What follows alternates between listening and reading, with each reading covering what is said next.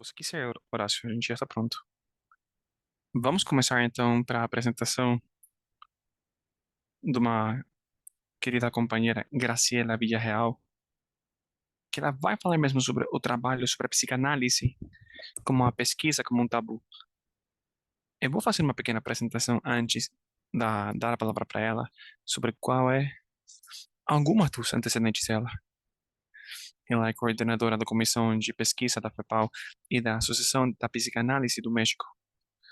Psicanalista, tem um doutorado em psicoterapia, mestrado em psicopatologia, em clínicas e psicoterapia, e tem um bacharelado em psicologia, e ela é fellowship em pesquisa no Research Training Program de Londres, pesquisadora e professora de pós-graduação. Então, damos a palavra para Graciela. Muito obrigado, Horácio.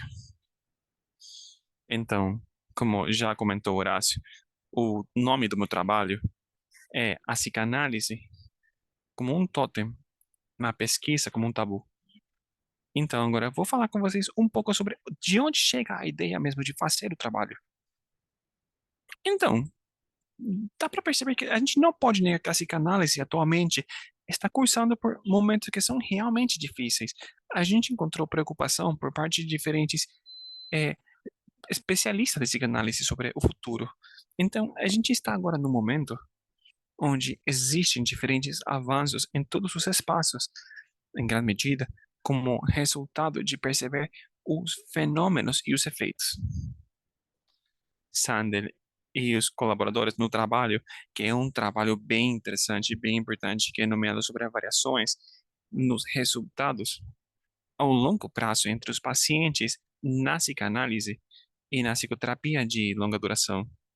Então, eles falam mesmo que a psicanálise está constantemente sendo atacado com o principal ponto de que tem errado em documentar os efeitos, dos que são bons, na verdade, e que, além disso, existe uma falta de interesse por parte dos psicanalistas de mostrar o valor da prática. Hauser falava sobre a existência de um padrão relativo de isolamento da psicologia, a neurociência e as ciências sociais por parte da psicanálise, e que isso leva, na verdade, para a perda de oportunidades para diferentes conhecimentos e avanços no tratamento. Então, ele fala mesmo que se os psicoanalistas eles não produzem evidência que estão tendo os tratamentos e que estão fornecendo sucesso clínico significativo, talvez podem ficar cada vez mais fora de lado dos programas das escolas de medicina, de residências psiquiátricas ou de psicologia clínica, talvez. Então, talvez já o Marianne Lusinger, que vocês com certeza já conhecem, é uma mulher de origem alemã, pesquisadora. Ela levou e desenvolveu, e começaram mesmo as seguradoras na Alemanha, elas começaram para deixar de cobrir as despesas para de psicanálise como um apoio médico. E a Marianne Lusinger e a equipe dela desenvolveram a tarefa de fazer uma pesquisa bem interessante, na verdade, que se você conseguir procurar, por favor, procure, porque finalmente, com os resultados que ela teve da pesquisa, elas retomaram novamente o pagamento das asseguradoras por todos os tratamentos de psicanálise. Marianne Lusinger, eu vou falar com vocês porque, na verdade, é um estudo, uma pesquisa bem forte, mostrou o sucesso da psicanálise. E com isso, comparado também com outras psicoterapias mais curtas, com certeza, ou com outra técnica como cognitiva, condutual, e teve bem menos barreiras, menos hospitalizações, e voltou para ter a possibilidade para os assegurados de que paguem o tratamento. Então, na verdade, para mim é bem importante compartilhar isso. Continuo. Então, eu falava do Hauser, na verdade, que ele falava mesmo que se os especialistas em psicanálise não falam sobre os tratamentos que têm benefícios clínicos, podem ficar fora de programas da escola de medicina, residências de psicanálise ou de psicologia clínica. Alguns dos especialistas falam da falta de interesse que falou Sander, mas em outros vão mais na frente.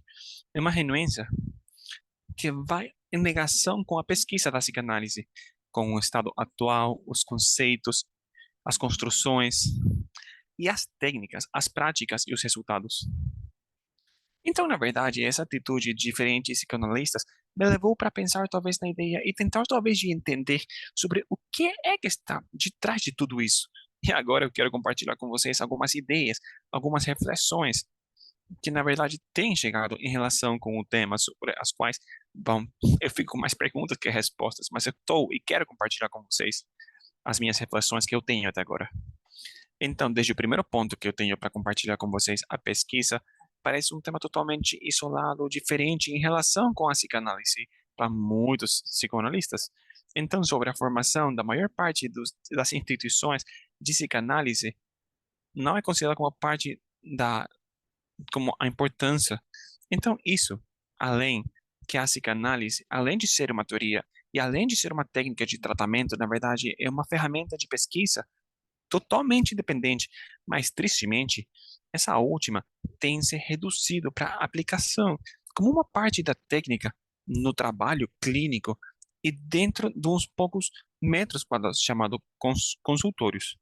Então, pode ser que os que estejam de acordo com o ponto de vista possam considerar talvez o estudo de caso como a única ferramenta ou o único jeito de pesquisar sobre psicanálise. Então, sobre a posição de alguns psicanalistas, me leva para pensar na ideia de uma família, onde o Freud, ele é o pai que deu vida para a filha, que é a teoria, a técnica e a pesquisa. Então, a última, na verdade, é a primeira, já que resultado dela nascem as outras duas e depois tem uma interação entre elas. Então, além da importância, muitas vezes é importante que é considerada um pouco não aceita, como se o papel fosse talvez um pouco irrelevante e só em função das irmãs. Então, mas é por ela que tem vida as outras duas. Então, essa ajudou muito com a origem e desenvolvimento da família da psicanálise, formada pelo pai Freud. Então, como uma tentativa, da qual estou falando agora, de continuar pesquisando num espaço específico, pareceu para mim que a psicanálise é entendido como um tótem e a pesquisa como um tabu para os psicoanalistas com os quais eu tenho feito algum tipo de referência. Eu quero falar com vocês, Freud, ele indica em 1900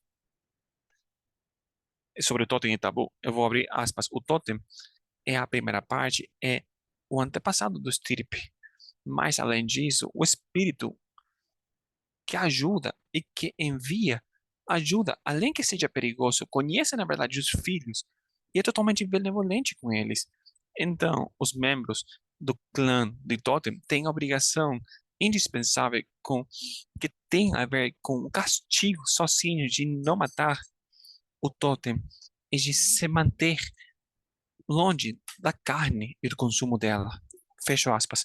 Continuando com a próxima cita do Freud, a analogia que existe, a psicanálise está totalmente vigente com a presença ativa no agora e no tempo que se mantém. Não tem nada para atualizar. No totem está tudo. Passado, presente, futuro. Fala mesmo Freud. É perigoso. E eu estou perguntando, será na verdade a ansiedade que gera os analistas ou conseguir colocar evidência? Talvez tenha uma falta de reconhecimento como um filho que coloca a dúvida à legitimidade e com isso a possibilidade de perder o estirpe, de não ser mais esse psicanalista, de receber castigo ou não mais benevolência por parte do totem. O pior, aniquilar, dar morte para o totem, acabando com a carne e com o corpo teórico. Retomando novamente o que fala o Freud, ele fala mesmo sobre as comunidades totêmicas que têm essa relação, que com certeza não são de uma relação de sangue, não consideram a relação que existe entre duas pessoas, mas sim entre um indivíduo e o grupo, como um sistema totalmente classificado, como já falou Morgan, e que é falado pelo Freud num artigo. Então, aqui o Freud, ele faz contribuições para a antropologia social com as falas sobre a horda primordial e sobre o assassinato do pai. Ele fala mesmo que com isso chegam todas as diferentes instituições sociais. Ele fala mesmo que o totem faz às vezes de uma religião e ele fornece uma organização social. Outro autor que fala mesmo sobre o Freud é sobre a McLennan, quem ele estudou os fenômenos do totem e ele chegou para o resultado de que um número alto de costumes e usos em diferentes sociedades antigas, como também as modernas, elas devem se compreender como ideias de uma época totalmente com um ponto de vista do totem. Então pode ter uma relação com o medo, voltando novamente para as reflexões para ficar fora do grupo, perdendo uma identidade profissional ou sentimento de formar parte. Talvez poderíamos pensar como alguma associação ou sociedade de psicanálise dentro do nosso campo sobre o tabu que aparece como o proibido pela ameaça que existe de acabar com a lei e sobre o que é do pai, o pai Freud, que novamente pergunto. Continua Freud falando sobre outros autores e algum deles é Gunt. Eu também estou falando sobre o Gunt e o artigo que fala sobre o totem e tabu. E Gunt fala, ele fala sobre o, o significado da palavra tabu como sagrado e puro, e que no começo designava o demoníaco, o que não está permitido tocar. O Freud também ele fala sobre a proibição do tabu. Ele deve se compreender como o resultado de uma dupla de sentimentos. Também ele fala mesmo que o tabu tem uma relação com a consciência moral, motivo pelo qual existe uma consciência moral do tabu, e que com a violação se apresenta uma consciência de culpa do tabu. E que, abro aspas, quem tem consciência moral não pode menos que registrar dentro de si a justificação do juízo adverso e a reprovação que existe da ação consumada. Então, isso realmente chama atenção sobre o termo juízo adverso, entendido no significado como talvez o contrário, inimigo, desfavorável, oposto materialmente com uma coisa, ou colocado talvez na frente de outra coisa. Então, com isso, um juízo totalmente aberto é desfavorável, inimigo e causante de uma luta e do mesmo fato totalmente reprovável. Então, o tabu, na hora de ingressar com o todo da psicanálise, está entendido com essa visão. Então, nós percebemos como, dentro da realidade, é totalmente inegável que o Freud mostrou e compartilhou uma falta de aceitação até a reprovação com os psicanalistas que formam parte do grupo deles e sendo os discípulos deles, quando tentavam levar uma dúvida ou propor talvez linhas diferentes da psicanálise, desculpe. Isso leva para nos perguntar sobre o conhecimento. Nós sabemos por que ele estava construindo a teoria dele, e ele tentava evitar mesmo diferentes questões que hoje eu não vou ir nessa linha, mas me leva para perguntar sobre a possibilidade, talvez, de que possa se manifestar como lealdade. Lealdade por parte de alguns psicanalistas para o líder Freud, que a palavra é a lei, como figura que pode levar para identificação com o pai morto, pode se transmitir de geração em geração. Então, essas leituras me levaram para procurar, na verdade, no livro de Rosolato, do sacrifício. E tomo dele, nesse livro, ele faz algum tipo de referência para o pai morto. E ele agradece para o Freud e para o Reiki sobre o develamento do assassinato do pai como uma base do mito do sacrifício. Então, ele esclarece sobre a idealização toda poderosa com o pai dentro da religião monoteísta, que é totalmente representada como um deus, e que conjuntamente se dá uma operação totalmente que fala sobre o sacrifício do filho, que na verdade é um deslocamento de uma ação levada para o pai, e que procura, na verdade, levar os desejos que falam sobre o substituto idealizado e sobre a autoridade total.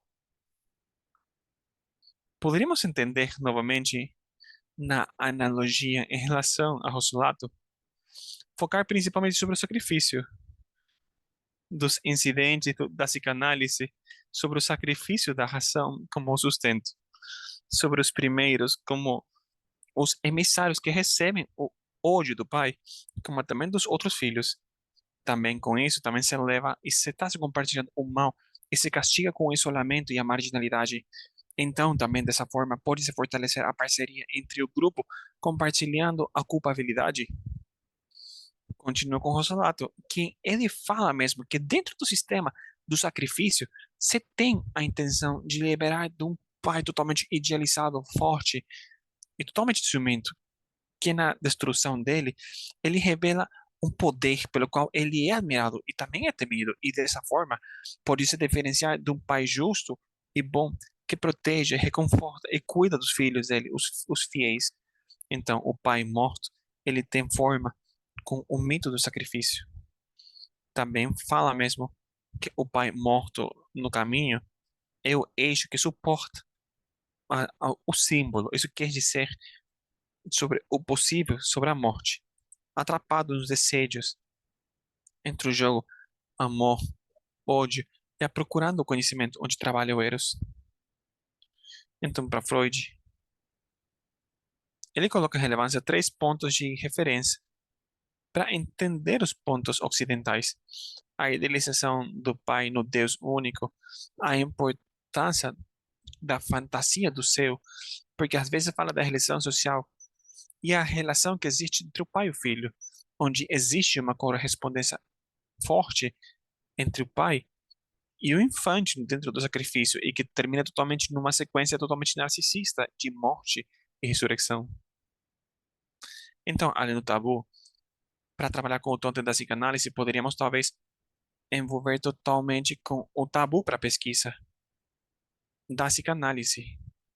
Fala novamente do Freud. Ele fala conosco que tabu fala por duas direções totalmente contrapostas. Ele fala que é sagrado ou santificado, mas também ominoso, perigoso, proibido e impuro. E ele adiciona também que o oposto tabu é a língua polinesa noa, que quer dizer o acostumado, o asequível para todos. Então também ele fala que ele se expressa essencialmente sobre as proibições e as limitações que existem, e essas não são a partir do mandado de um Deus, mas sim, elas falam delas, delas mesmas. Então, além disso, Freud fala que as proibições do tabu não têm toda a fundamentação, e os origens são totalmente desconhecidos, incompreensíveis, mas parecem coisas naturais com o que eles estão dentro do império. Então, dentro de alguns objetivos do tabu, falam que fala sobre proteger alguns danos para pessoas importantes e proteger do roubo da propriedade de uma pessoa, as ferramentas, o campo, entre outros. Desde a ótica do tabu, poderíamos entender como a falta com a pesquisa. Então, pareceria que faltam motivos para não levar. Como se talvez existe uma falta de proteção sem saber o porquê. Estamos falando constantemente como innecessária, como crítica, para as pessoas que levam a proposta ou tentam levar com frases como isso não é psicanálise, ou tem que tolerar a falta de conhecimento que acontece mesmo num tratamento psicoanalítico. Como se a Noah está mais forte. Falando como falou Freud, como se a sombra da Noah caísse sobre a pesquisa, defendendo, defender a permanência, o que ele é habitual e o assequível. Este último como o que é alcançável sem dificuldade. Também não podemos ignorar o fato de que a pesquisa em psicanálise acarreta grande complexidade. A teoria, técnica, prática a tornam única e difícil de situar. Foi o estudo de caso o que, na verdade, prevaleceu, quase a única metodologia que vale a pena utilizar na opinião de muitos. E, embora seja de valor inquestionável, tanto que foi possível criar uma teoria com base nos resultados que emergiam dos estudos de caso, existem algumas limitações, como qualquer pesquisa.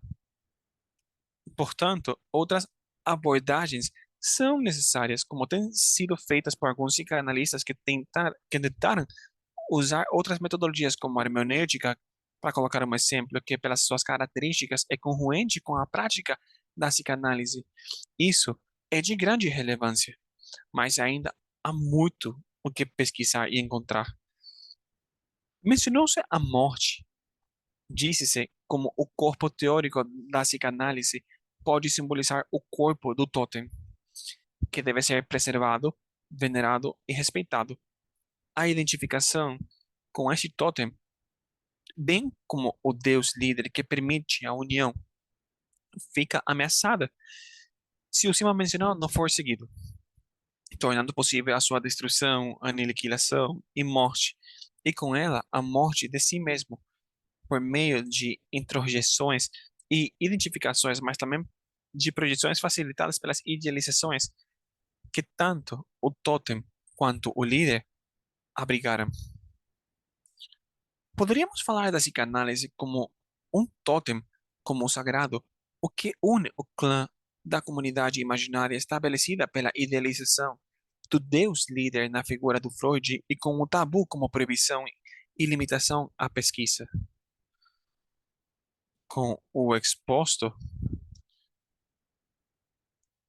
pretende-se tentar refletir sobre o que é a psicanálise exige hoje.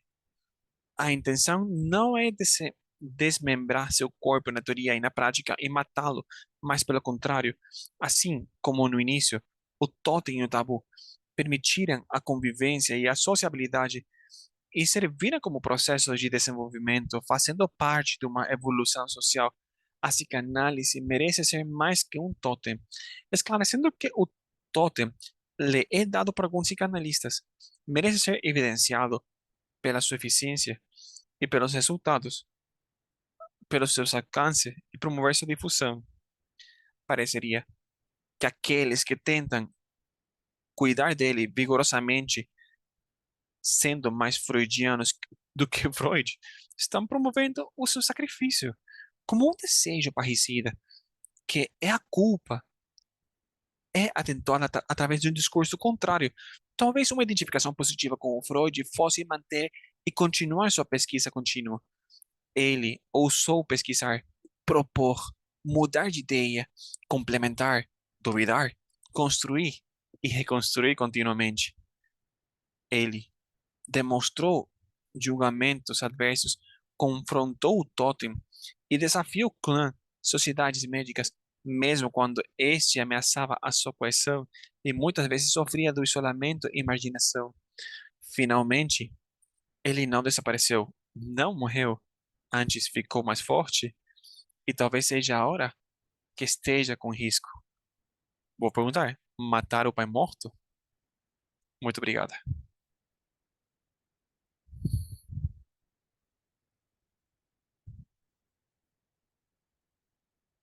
Muito obrigado, Graciela, por uma leitura de um texto bem interessante que convida, na verdade, para ter uma troca, fazer perguntas. E, na verdade, nessa parte da troca, a gente vai abrir as câmeras. E eu quero, Horácio, você fala para mim se a gente pode abrir para comentários, mas também eu quero, eu falei no vídeo, porque além disso, chega disso. Eu não sei o que estaria melhor. Talvez abrir um PowerPoint que eu tenho de uma pesquisa que eu fiz, que tem a ver com o tema que recentemente eu compartilhei agora. Não sei, talvez, se a gente pode colocar o PowerPoint e já no final deixamos o espaço para as respostas. Perfeito, eu acho uma ideia maravilhosa. Então, poderia me ajudar, por favor, compartilhando o PowerPoint, porque eu tive dificuldades para compartilhar o PowerPoint. E com isso, quero aproveitar para comentar que se alguém quer fazer uma intervenção, pode levantar a mão no Zoom e podem fazer uma mensagem e a gente vai lendo as consultas, comentários no chat, no bate-papo.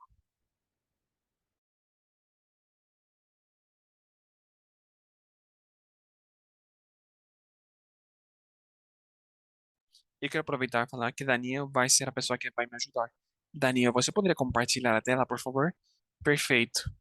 Então, temos aqui o primeiro slide. Então, depois do trabalho e de todas as reflexões que eu tive, também isso me levou para duas perguntas que eu me fiz pelos tempos. A primeira pergunta: eu escutava muito os psicoanalistas, com certeza, os titulares, os psicoanalistas já reconhecidos, sobre os diferentes conceitos, construções, temas. E eu escutava durante a minha formação que isso não é psicoanálise, talvez. Não. Talvez um pouco em relação, como eu já falei com vocês sobre a pesquisa. Então, teve um espaço onde eu me perguntei o que é a psicanálise e o que não é a psicanálise. Por quê? Porque às vezes tinha contradição, não somente que tinha diferentes ou complementares, opiniões diferentes, e as perguntas eu fiz. E tem outra que também tem uma relação com o trabalho que apresentamos, que é sobre como podemos pesquisar sobre a psicanálise com as metodologias e ferramentas que vão de acordo com as nossas disciplinas. Então, e nesse sentido, eu cheguei e desenvolvi uma pesquisa que eu vou compartilhar com vocês. É bem rápida, bem sucinta, porque de fato foi a minha tese de doutorado, então é bem abrangente. Mas eu quero compartilhar de uma forma bem simples o que mais ou menos consegui desenvolver. Próximo slide, por favor. Daniel. Então, como eu já falei com vocês, o que é a psicanálise? Então, além de fazer essa pergunta, eu respondi, claro, com certeza, existe uma dificuldade para ter um acordo sobre a definição da psicanálise. Também existe uma dificuldade para medir o processo da psicanálise e também para desenvolver e perceber sobre os resultados e o sucesso do resultado. Próximo slide. Então, com isso, eu achei uma ferramenta que eu conheci porque nesse espaço eu estava numa pesquisa da Associação da Psicanálise Mexicana e uma ferramenta do Enrico Jones que foi usado entre outros e com isso eu fiquei encarregado do processo do projeto QSERT, que é a ferramenta. Então, eu trabalhei, fiquei bem interessada, na verdade, e consegui fazer a pesquisa. Eu li sobre Enrico Jones, estava na Universidade de Berkeley, morreu há um pouco tempo, bem jovem. É uma pena ter perdido ele. Mas ele fala sobre os problemas para pesquisa na psicanálise. Então, e ele fala mesmo que existem variações entre os observadores clínicos dentro dos conceitos e as descrições, e que, além disso, o mesmo material pode, na verdade, ser e pode chegar para diferentes conclusões e considerando as diferentes dimensões. Então, para isso, ele fez a proposta da eliminação da inferência clínica e a redefinição do desejo clínico constante. Próximo slide, por favor. Então, ele fala, Jones, que é indispensável que toda metodologia possa estabelecer o consenso ou viabilidade entre os juízes sobre a presença e natureza do fenômeno clínico. E para isso, ele fala sobre o acercamento de uma forma totalmente sofisticada com o uso da técnica que, que a técnica que foi uma proposta do Stevenson desde 1953. Não sei se vocês conhecem, mas na verdade é uma técnica bem importante e relevante. Para isso, Enrico Jones, ele fez uma ferramenta que é Psychotherapy Process, que tem 200 itens.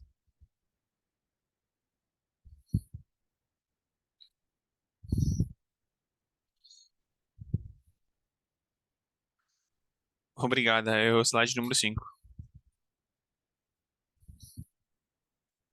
Próximo.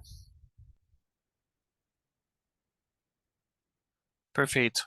Então, a ferramenta, que como eu já falei, que é nomeado em espanhol, é conhecido como a classificação que é sobre valoração do processo de psicoterapia e psicanálise. Rapidamente, eu quero falar com vocês. É uma ferramenta que tem a ver com 100 itens ou cartões e que está desenhado para fornecer uma linguagem básica para descrição e classificação numa forma que pode se adaptar para análise quantitativa. Então, para valorar o processo da psicanálise das sessões de tratamento, para fazer análise comparativo e valorações pré e pós-tratamento. Próximo slide, por favor. Então, eu falo rapidamente que são três tipos de itens, os os quais formam parte da ferramenta. Temos uns primeiros que, na verdade, eles falam sobre a atitude, conduta ou experiência do analista. O segundo fala sobre a atitude, conduta ou experiência do paciente. E o terceiro, a terceira dimensão, fala que capta sobre a natureza da interação, sobre o clima ou a atmosfera do encontro. E eu coloco isso, na verdade, porque eu entendo que não é fácil imaginar. Então, eu peguei três exemplos de itens das três dimensões para comentar com vocês. Então, dos primeiros, que é sobre o analista, o item 50 fala conosco que o analista, ele trabalha e leva atenção para os sentimentos considerados para o paciente como inaceitáveis. Outro, que vai em relação com o paciente, é o item 70, que fala mesmo sobre o paciente que ele luta para controlar os sentimentos ou os impulsos.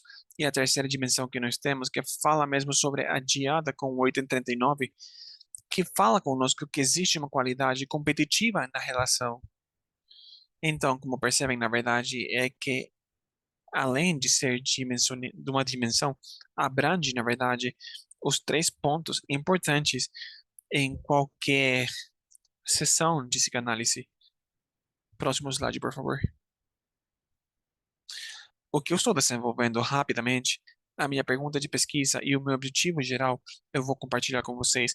A pergunta que eu tenho: existem talvez diferenças significativas entre os grupos de analistas para conseguir talvez estabelecer protótipos da sessão da psicanálise? E o meu objetivo geral foi estabelecer e comparar os protótipos de sessões da psicanálise de analistas que formam parte de três sociedades componentes da AP no México. Então, isso quer dizer que eu desenvolvi o trabalho no México. Então,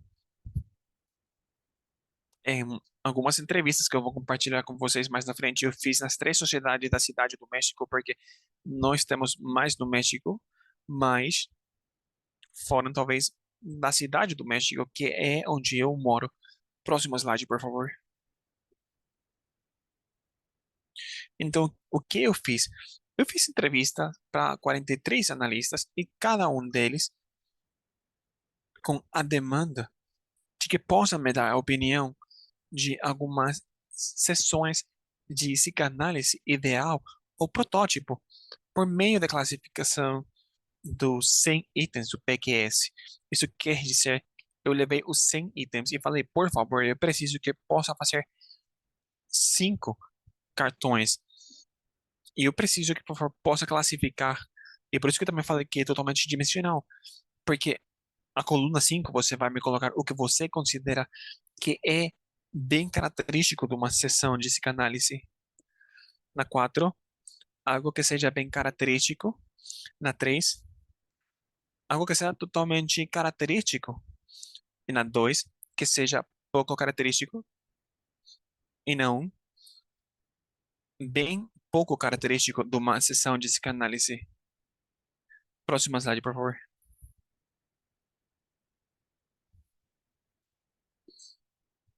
Rapidamente, dados que eu pedi para os psicanalistas, tinha número de identificação, que era totalmente anônimo, os estudos, sexo,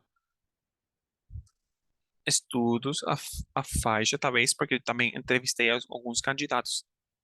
Associação de formação, das três que eu compartilhei com vocês que existem no México, os anos de experiência clínica, a prática, talvez será privada, institucional ou as duas, e a orientação teórica, que foi freudiana em relações da teoria do apego, a psicologia do eu, dinâmica, e eu coloquei outra que era totalmente aberta. Então, escreviam para mim sobre qual orientação teórica estavam cadastrados em maior medida. Foi, foram todos os dados que tinham algum tipo de relação. E também a ferramenta, eu certifiquei para o México, mas o que foi importante para mim é o que eu vou apresentar com vocês agora. Próximo slide, por favor. Então, alguns resultados que eu tenho, que chega à colação com a apresentação de hoje, não existe um consenso significativo para ter talvez um protótipo comum com, com os analistas da mostra, nem geral, nem pelos estudos, nem pela sociedade, nem pela orientação teórica ou os anos de experiência clínica. A opinião sobre uma sessão da psicanálise ideal é compartilhada e convergente para alguns, mas divergente e contraditória para outros. A gente encontrou uma maior convergência entre os analistas que não vai na linha do Freud e com menos anos de experiência clínica. Os analistas de relações foram os de maior acordo. Então, eu acho que esse já é o último slide. Teve muitos resultados e discussões, mas eu queria compartilhar com vocês porque, na verdade, eu fiquei bem surpresa, na verdade, porque era como eu sentia que tinham opiniões diferentes, mas também tinha questões que eram bem favoráveis. A gente teve grupos de analistas que compartilhavam, e eu acho, na verdade, que foi uma pesquisa que precisamos ter. Foi bem relevante e bem significativo, e esclareceu muitas coisas que hoje eu queria rapidamente compartilhar com vocês sobre tudo que foi a pesquisa. Então, agora, por favor, eu terminei minha parte e fica o espaço de perguntas e respostas. Muito obrigado, Graciela. Na verdade, ficou bem claro o que você compartilhou conosco. E temos agora o espaço aberto para ter essa troca com os companheiros. Alguém, eu acho que levantou a mão. Pode, por favor, ligar a câmera e vamos dar a palavra para a pessoa que levantou a mão. Perfeito, Catarina Martinez. Então, Catarina, se você conseguir se apresentar e fazer a pergunta, por favor.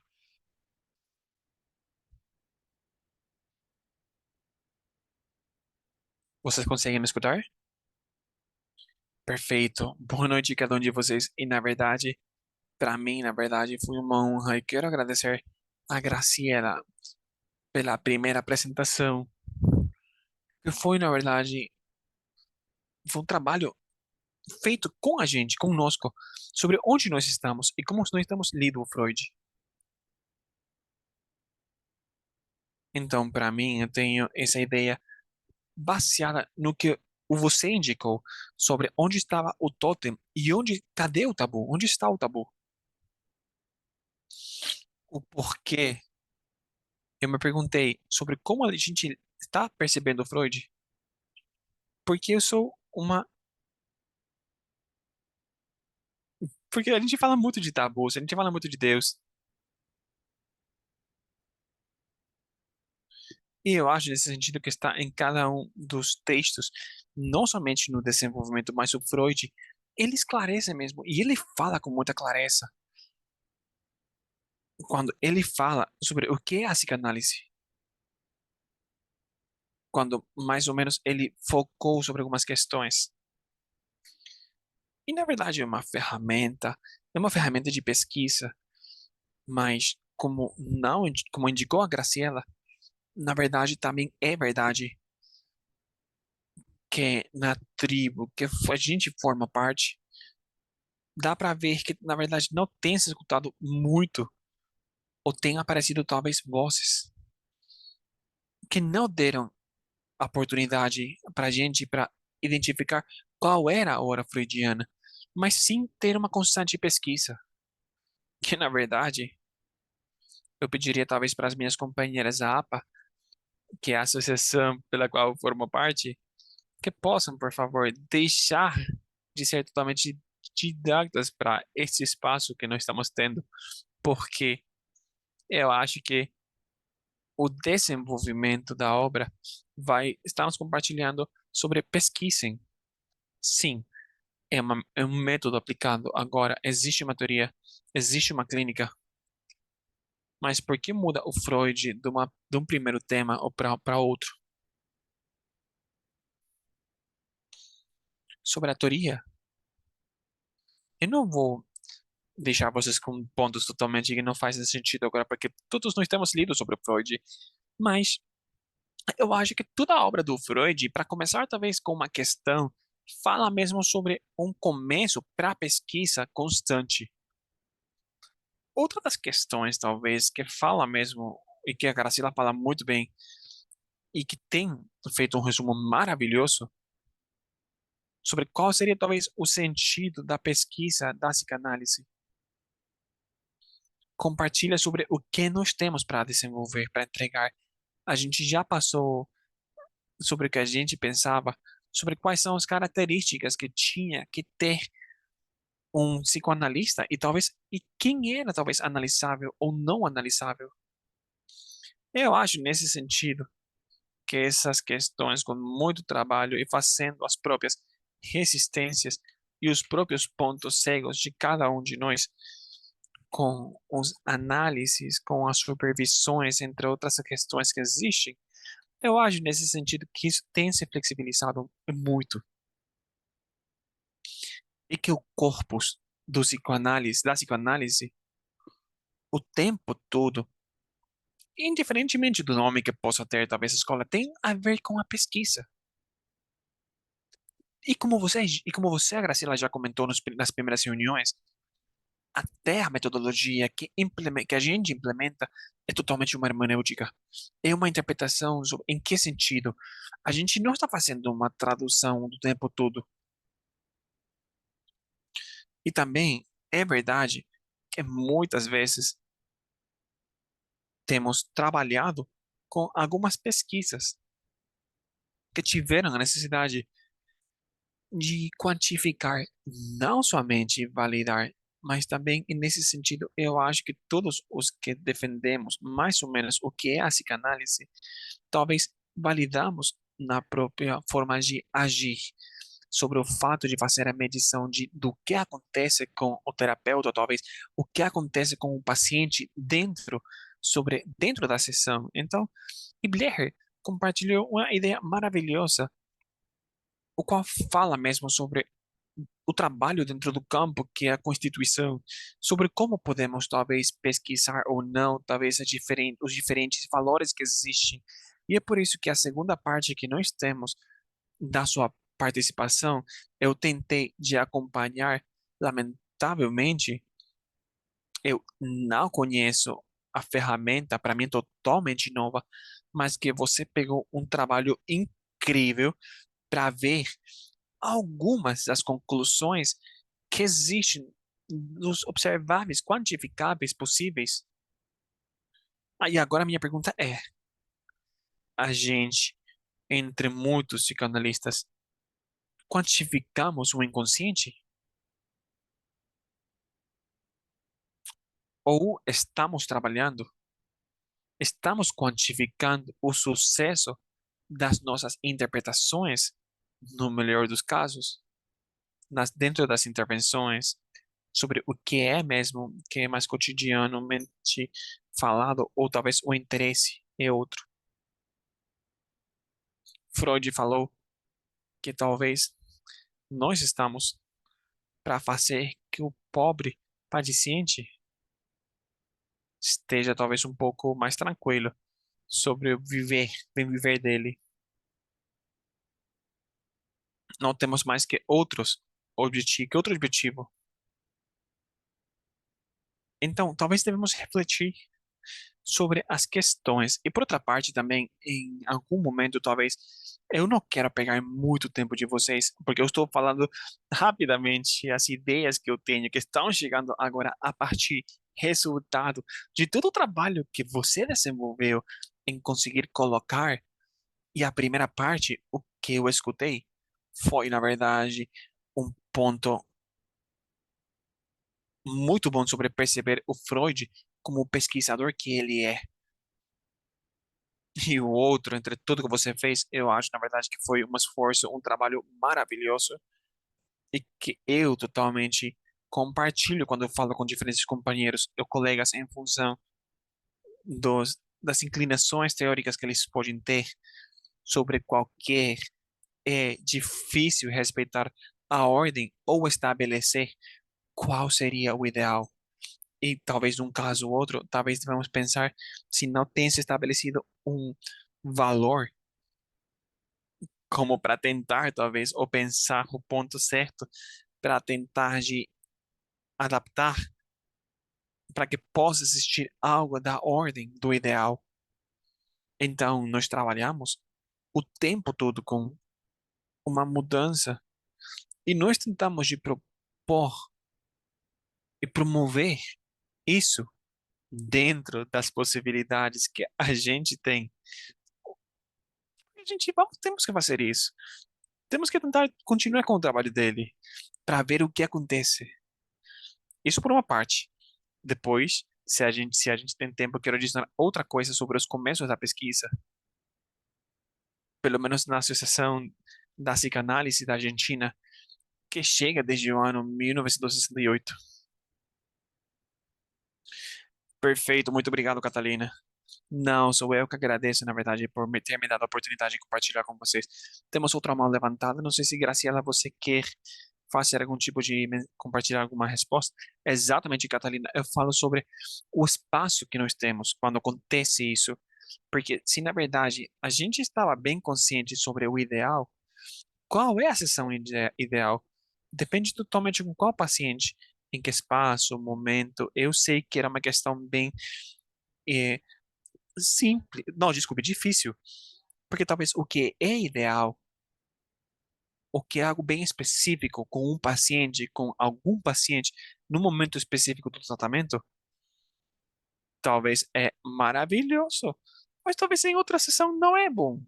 Se a gente está numa fase final do tratamento, eu vou ser um pouquinho sucinta como exemplo, temos que colocar o paciente no quadro novamente, mas talvez em outra consulta não está se fazendo um enquadramento para colocar um exemplo bem fácil. Eu estava consciente da minha pergunta, eu especifiquei isso, especifiquei muitas questões antes de entrevistar e eu reconheci que o que eu estava pedindo era basicamente impossível, mas que por favor possam fazer o esforço de escolher, como se talvez vocês tivessem colocado uns quadros de decoração em algum espaço e talvez quais são o que eu quero focar por motivo X. Mas eu fui bem sucinta, Catalina, de que na verdade sobre qual é, não existe um ideal, não existe uma plantilha. Talvez o ideal é o que a gente precisa fazer no momento específico, uma abordagem específica por um trabalho específico do especialista e do paciente. Mas foi difícil e eu sabia que foi difícil, que era difícil. Eu pedi uma questão quase impossível. Muito obrigada, Catarina, como sempre, com todas as suas aportações que são realmente incríveis. Temos outra mão levantada, que é da Lucio Granata. Eu quero pedir para os companheiros, por favor, que estão online, por favor, que se alguém quer fazer uma intervenção, por favor, cliquem o indicador da mão que tem levantada nas reações. E assim a gente pode dar a palavra para vocês. Lucia, por favor.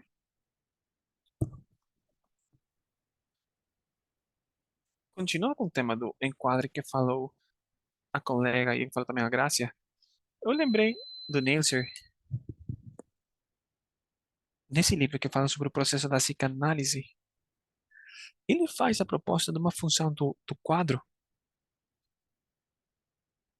que é uma questão que todos os especialistas devemos levar com um critério epidemiológico sobre fundamentar a importância, na verdade, porque ele fala mesmo que além de tendo o abrangente campo que existe da experiência clínica da psicanálise, porque existem muitas teorias, existem muitos especialistas também, fala que a comunicação científica fala e somente vai ser possível se, se pode se manter dentro da técnica do método a constância.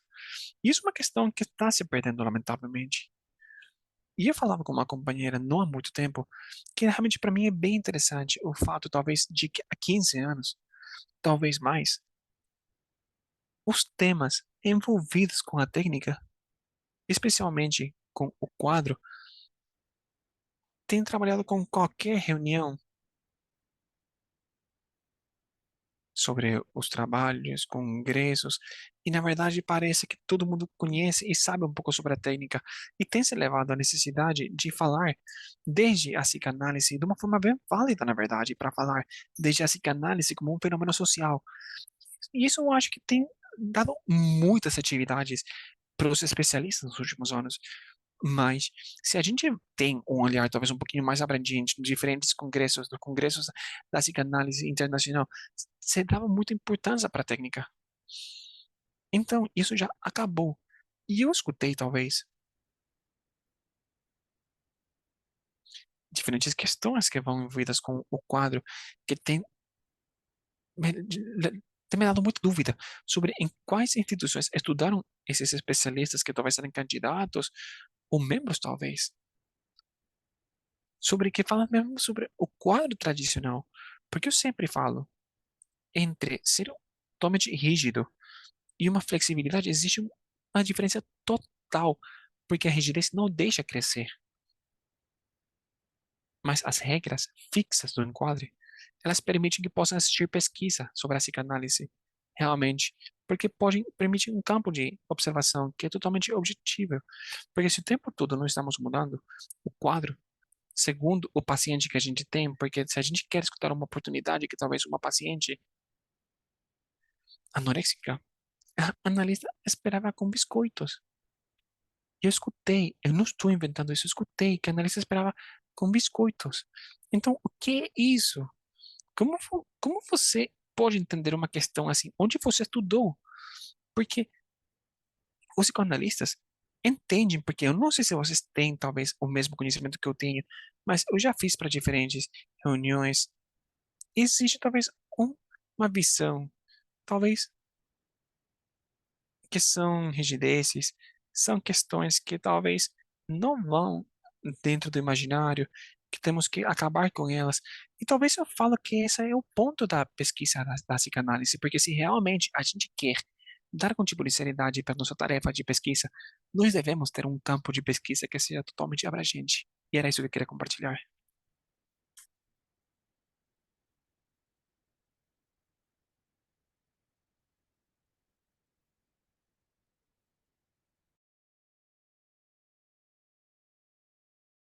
Muito bem, gostaria de perguntar se mais alguém quer intervir. Estão abertas as possibilidades de falar agora. Por favor, podem levantar a mão.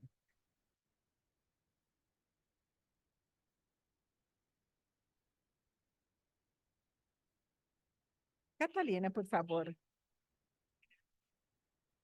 Lúcia, obrigada por trazer Blecher. Eu tive a honra de tê-lo como professor antes do exílio pela situação da ditadura na Argentina.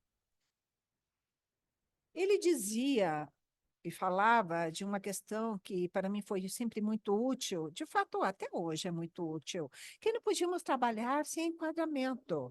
Enquadramento não deveria ser percebido, teria de ser como quando o bebê está tranquilo, bem, prazeroso, mas quando há alguma questão que produz uma ruptura, um enquadramento, bem como o bebê chora. Não podemos trabalhar sem o enquadramento mínimo, estejamos onde estejamos. Seja um grupo, seja individual, seja casal. É isso que permite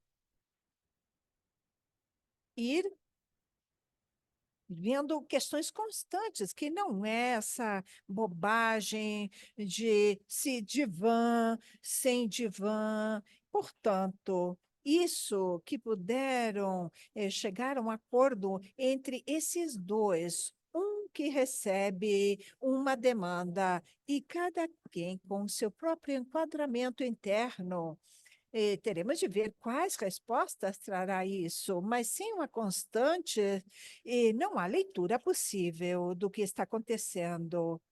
É como navegar às cegas. Por isso, agradeço tanto a você que tenha trazido isso, inclusive as escolas, uma publicação de analistas dos Estados Unidos, diziam que lamentavam não ter tido uma tradução prévia, porque há menos de 20 anos que eles estão recém consubstanciando-se com todos os desenvolvimentos teóricos de Blecher. Precisamos, e é o suporte que temos para trabalhar clinicamente. Agora, eu pego o Blecher, eu falava de Metzer Blecher, de fato, chamou como não processo o continente necessário para que entre o processo do paciente. Exatamente. As variáveis são contribuídas pelo paciente, mas não pelo analista. Caso contrário, estamos no ponto cego. O analista estaria no ponto cego.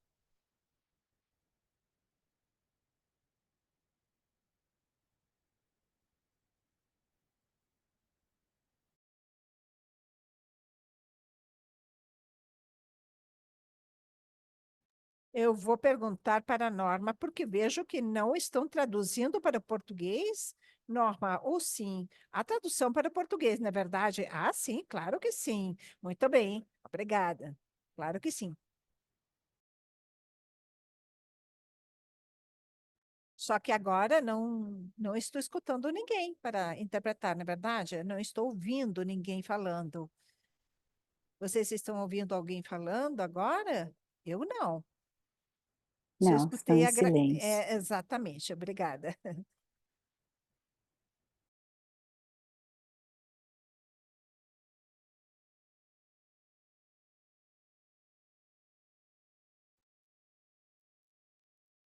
De comentário.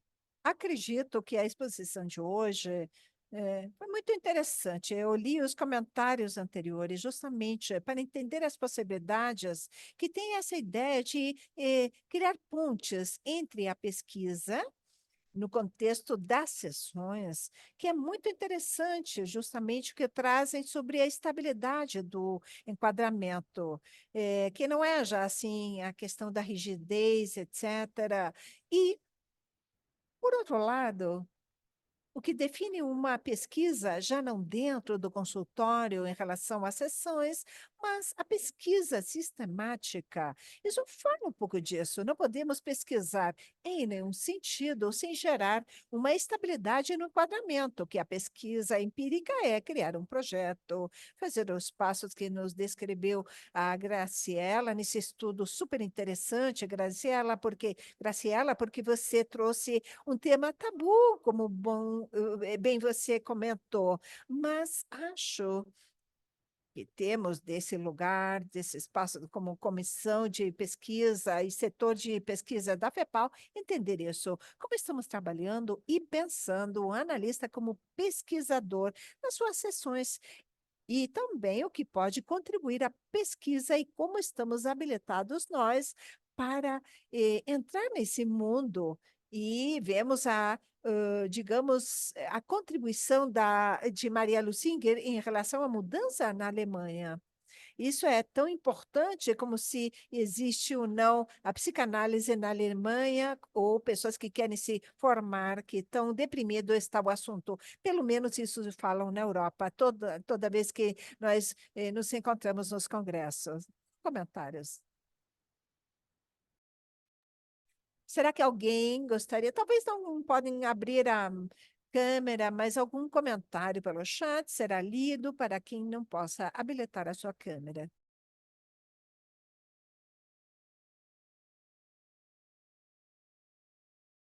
Eu vou pegar a palavra. Era muito importante isso que você comentou, Constança, porque tudo é pesquisa. E definitivamente, e eu já falei isso em outras ocasiões, em outros momentos, eu falei com os meus alunos sobre esse assunto, quando falam que, eu não gosto da pesquisa, eu comento, não é possível. Se você trabalha como psicanalista na clínica, você tem que gostar da pesquisa, porque o tempo todo você está pesquisando, você está formulando perguntas, o que tem o paciente, é, você formula hipótese com as intervenções. Certa intervenção, você vê o efeito que teve a intervenção, é quando então você pode dar um valor qualitativo em relação a essa intervenção, dependendo de como irá responder o paciente. Como exemplo, digamos, mas para mim seria impossível que a pessoa fosse analista em formação ou psicanalista e fale que não gosta da pesquisa. É o que você faz todos os dias no consultório. É uma forma, sem dúvida alguma, de investigar, de pesquisar. Mas há outra forma que eu acredito que nós estamos obrigados a fazer. A pesquisa é aceita, mas sob estudo de caso, de muito valor, definitivamente. É inquestionável a validez do estudo de caso, mas eu acho que às vezes fica reduzida aos espaços do trabalho de poucos metros dos consultórios. E eu acredito que teríamos, claro, quem se interesse, sair dos consultórios. É, temos muito para fazer. Se tem a ver com o ser humano, é da psicanálise. E dizíamos, por exemplo, novas, não quero ser repetitiva, porque eu já falei na palestra da Lúcia, mas não há novas modalidades em relação a novas apresentações, toda a questão de transgênero. E temos de entender isso que temos, mas estamos obrigados a ter aproximações em relação a qualquer população, com a expressão que possa ter, porque talvez tenha a sensação de que fica curta a teoria, a técnica, é que é avançada, claro, mas sem dúvida alguma, quando a aplicamos, não quero dizer que seja obsoleta, que não nos explique, não, claro que sim, mas baseado em todo esse corpo teórico, como podemos aplicar isso as manifestações e apresentações que estão acontecendo. E confirmo novamente, se é tudo o que é do ser humano, é tudo o que é do ser humano é da psicanálise. Então, nos consultórios, na clínica, mas também lá fora. Eu faço ênfase nas contribuições de Freud, Moisés e a religião monoteísta, e tudo isso, ou também há casos, mas saindo também um pouco de aí, daí, por exemplo, em território, casos estudados no território. Então, acho que há uma, digamos, um espaço enorme para a busca de metodologias, porque é complexa a nossa disciplina, sem dúvida alguma, não podemos negar isso. Acho que, segundo eu, ou pelo menos eu me sinto assim, eu tenho que me responsabilizar de outras contribuições que possamos fazer, a partir, claro, das possibilidades de cada um de nós. Obrigada. Obrigada, Graciela. Eu levantei a mão justamente porque o que vai surgindo aqui na troca de ideias, aqui entre nós, e me levou a pensar por que uma pesquisa, além de tudo que vocês foram comentando,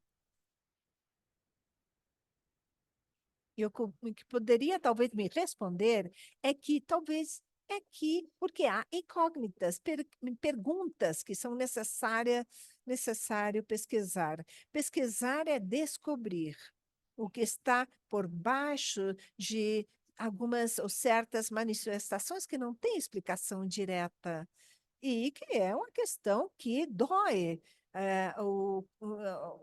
ao consultante e que é um sofrimento na vida, no cotidiano dessa pessoa.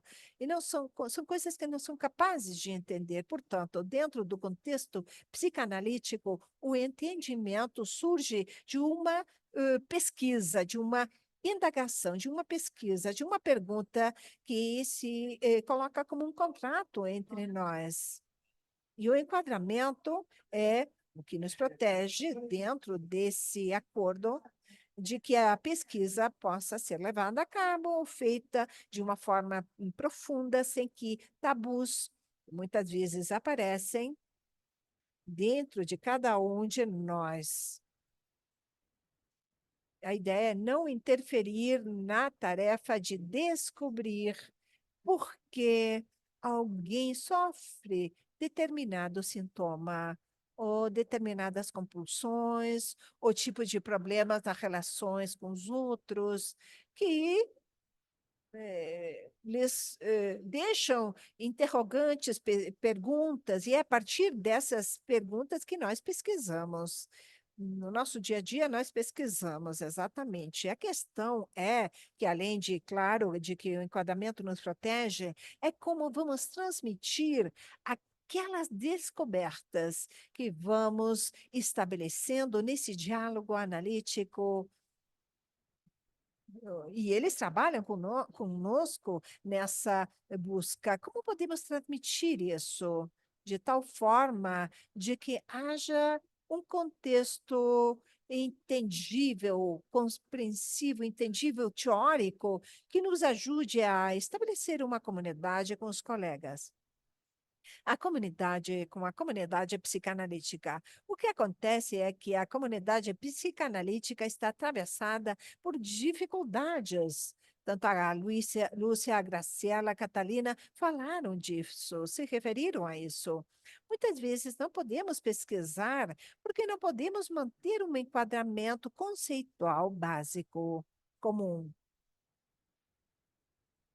Porque em Freud, justamente, como dizia a Graciela, foi se transformando o pensamento ao longo do contato com seus analisandos, que lhe permitiam descobrir sucessos, eventos que ele precisava conceitualizar de alguma forma. É quando surgem as teorias nos diferentes momentos do desenvolvimento de sua obra. E o que fazem Blecher e muitos dos nossos colegas argentinos, latino-americanos, europeus também, Bion, Winnicott, eles vão, de alguma forma, articulando o seu pensamento, uma base conceitual que continua sustentando eh, a base psicanalítica, porque isso está nas nossas associações como dificuldade para estabelecer essa comunidade de pesquisadores que sustentem uma tarefa e possam ampliar a teoria com as descobertas que possam surgir. Bem, fica por aqui.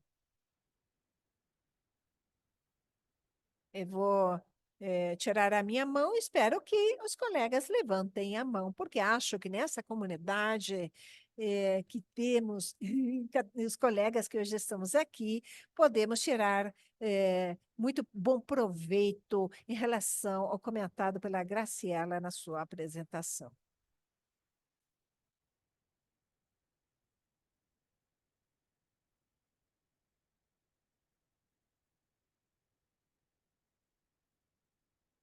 Norma, por favor. Desmuteate Ah, eu vou falar em português e acho que vocês têm que acionar a tradução em um globinho. Enxergam? Está escrito abaixo, intérprete, e um globo. Sim? Bom, eu estou gostando muito das palestras. Eu achei que o seu recado, Graciela, de que Freud, né, seguiria sempre investigando, é muito bem lembrado, principalmente quando vai, calma, a gente se dá conta de vários colegas que nos dizem, né, que a pesquisa não está medindo o sofrimento psíquico, que isso não cabe nas estatísticas, por exemplo. Estão ouvindo? Estão me ouvindo? Sim. E tá bom, tá bom, obrigada. Tá. E que agora me perdi um pouco. E que basta a investigação que se faz do inconsciente numa sessão, que isso é a pesquisa psicanalítica, e que quando usamos uma outra metodologia, que muitas vezes utilizamos entrevistas, questionários, e que não é o psicanalista que está tratando daquele paciente que vai fazer essa parte, que então isso já não seria mais a psicanálise. E, e eu também me senti muito à vontade quando Graciela trouxe essa questão do que isto não é psicanálise ou aquilo não é psicanálise, porque na minha formação, eu e meus colegas passamos por esse mesmo assunto. Até nós escrevemos um trabalho que se chamava A Formação como um Trauma, porque ninguém mais conseguia continuar escutando. Isso não é psicanálise ou isto é psicanálise. E, e eu não sei bem, né? Me parece até que havia pouco estímulo para os jovens. Primeiro, já não éramos tão jovens quando começamos, e que hoje isso está completamente diferente. Por outro lado, eu acho que isso leva ao que Lucia trouxe, a um excesso, pelo menos aqui na nossa sociedade, um excesso de aplicações da psicanálise a todos os campos, e que não sabemos bem, né, como fazer tudo isso, ou como se tivéssemos também a obrigação de atender a outros campos. Agora, a psicanálise tem que ser, né, fora dos consultórios, né, com grupos, com todo o social, que claro que é importante, porém, não podemos, né, esquecer realmente, como a Lucia trouxe tão bem, de outros assuntos que ainda, né, precisamos continuar discutindo. Então, eu acho que tem uma diferença entre o que é a psicanálise aplicada e o que é a psicanálise implicada, né? Como nós, como analistas implicados no nosso trabalho, mas isso não impede que possamos fazer pesquisas que vão nos ajudar com outras coisas, né? Podem não medir, a estatística não vai medir o sofrimento psíquico ou inconsciente, porém, esses resultados vão trazer luz para outros fenômenos que precisamos seguir conhecendo. Era isso, obrigada.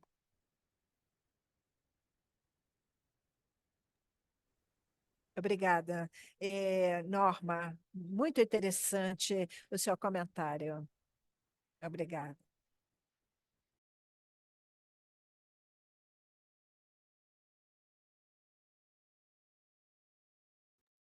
Pode fechar o microfone, Norma. Obrigada. Eu continuo por aqui. Você já está me ouvindo, não é verdade? Não temos mais ninguém. Ah, claro que sim, claro que sim. Temos Heitor Ávila. Pediríamos a você que possa abrir seu microfone. A palavra é com você. Ah, muito obrigada.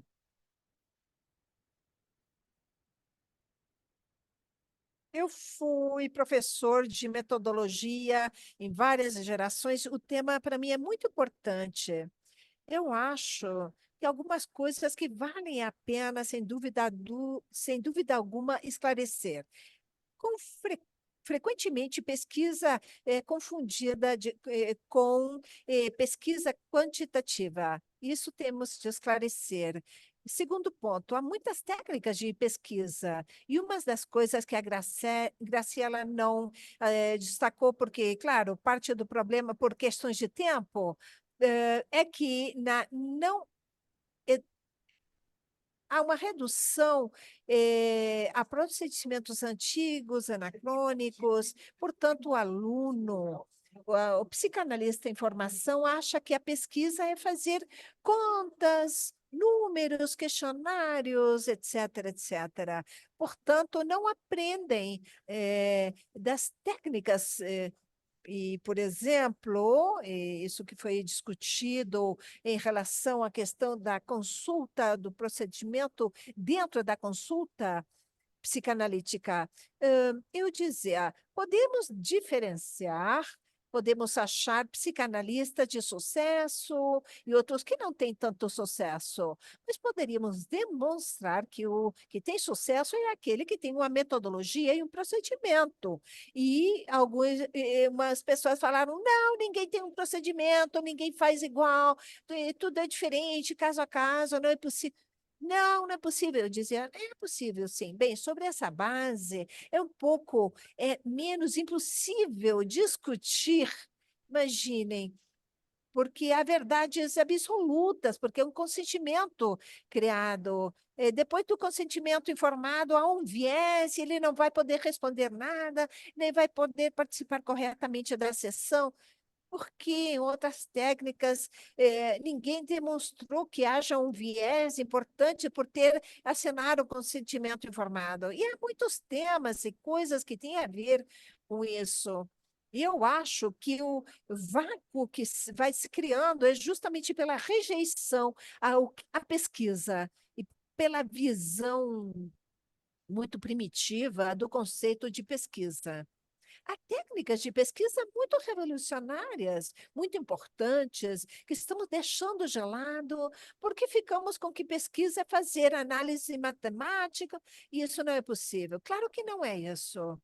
Todo o campo da pesquisa quantitativa é muito rico e muito bom. Há muitas coisas que teríamos que ensinar e aproveitar e ir contra esses mitos de que nada é possível fazer, de que não podemos fazer pesquisa.